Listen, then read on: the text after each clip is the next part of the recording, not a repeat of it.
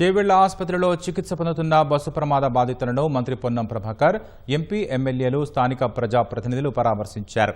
ప్రమాద తీవ్రతను అడిగి తెలుసుకున్నారు. మృతుల కుటుంబాలకు రాష్ట్ర ప్రభుత్వం 5 లక్షలు, కేంద్రం 2 లక్షల పరిహారం అందిస్తుందని మంత్రి పొన్నం ప్రభాకర్ తెలిపారు.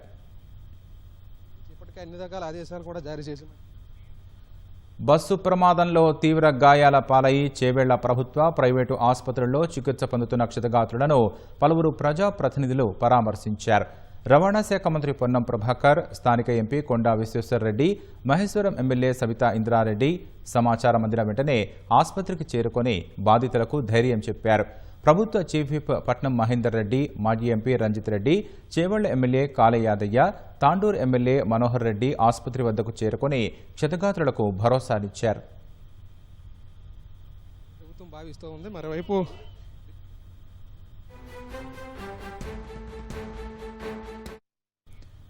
బస్సు ప్రమాద ఘటనపై మంత్రి పొన్నం తీవ్ర ఆవేదన వ్యక్తం చేశారు. బాధితులను ప్రభుత్వం ఆదుకుంటుందని భరోసా ఇచ్చారు. మృతుల కుటుంబాలకు రాష్ట్ర ప్రభుత్వం 5 లక్షలు ఎక్స్గ్రేషియా, కేంద్రం 2 లక్షల పరిహారం అందిస్తుందని తెలిపారు. ప్రమాదంలో గాయపడిన వారికి మెరుగైన వైద్యం అందిస్తున్నామని స్థానిక ఎమ్మెల్యే కాళ యాదయ్య వెల్లడించారు.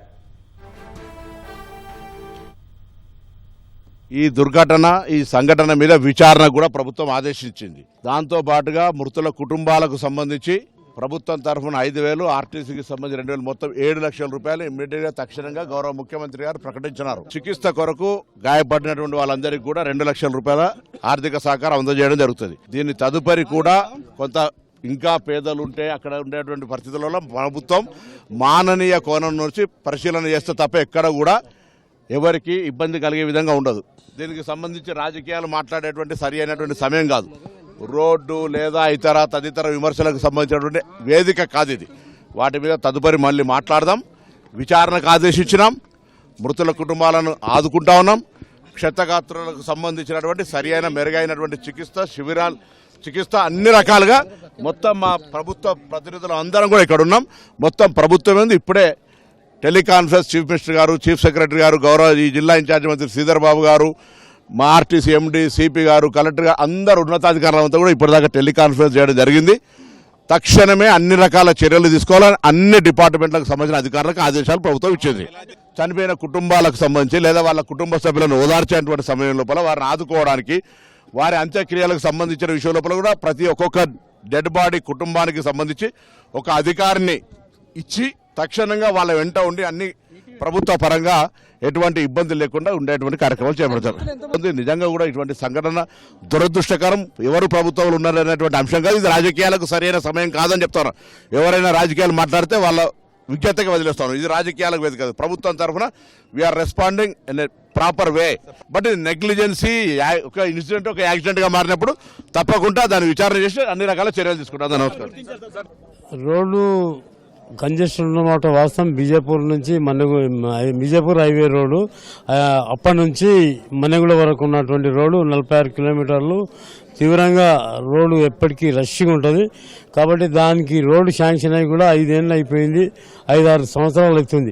ఎన్జిటీలో కేసు వేయడం వల్ల ఆ రోడ్డు అయిపోయింది. దాని గురించి ఎన్నో యాక్సిడెంట్, ప్రతి వారంకు 5-6 మంది 10 మంది చచ్చిపోతూనే ఉంటున్నారు. దాని గురించి, రోడ్డు గురించి మేము చాలా సందర్భాల్లో ప్రయత్నం చేస్తున్నాం. అయినా కూడా ఎవరైతే పర్యావరణ ప్రేమికులు ఉన్నారో వాళ్ళని కూడా అనేక సందర్భాల్లో అనేక సార్లు వాళ్ళతో మీటింగ్ పెట్టి వాళ్ళని కన్క్లూజన్కి తీసుకురావడానికి వాళ్ళకు ఎన్నో ప్రయత్నాలు చేసినాం. మొన్ననే లాస్ట్కు వాళ్ళు కూడా ఒప్పుకున్నారు. ఎన్జిటీలో కేసు కూడా తీసేసారు. ఎన్జిటీలో క్లియర్ అయిపోయింది. వర్క్ కూడా స్టార్ట్ చేసుకోవడానికి 2 రోజులే పని కూడా స్టార్ట్ అయింది. ఈ ప్రమాదం సంబంధించి చెప్పండి సార్. అంటే ఎంతమంది చనిపోయారని మీరు అధికారులు చెప్పడం జరిగింది? తర్వాత క్షతగాత్రులకు సంబంధించి ఏ విధంగా వైద్యం అందించున్నారు? 20 మంది ఇప్పటికీ చనిపోయినట్టు చెప్తున్నారు. క్షతగాత్రులు ఎంతమంది ఉన్నారో వాళ్ళందరూ కూడా ప్రభుత్వము మరి వాళ్ళకు కార్పొరేట్ స్థాయిలో మరి వైద్య సేవలు అందించడానికి ప్రభుత్వం సిద్ధంగా ఉంది.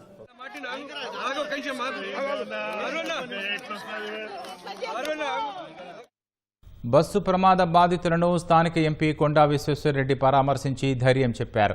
మృతుల కుటుంబాలకు కేంద్రం తరపున ఆదుకుంటామని భరోసానిచ్చారు.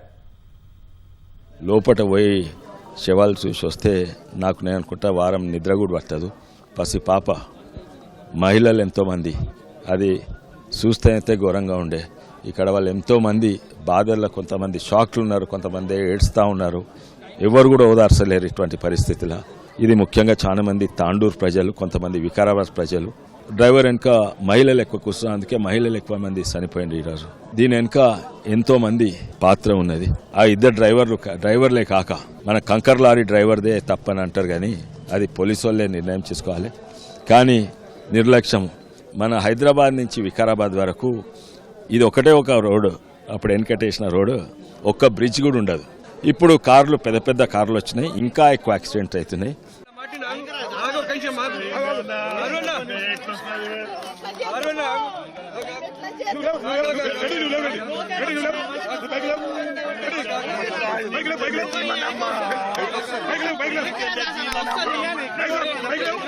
బైక్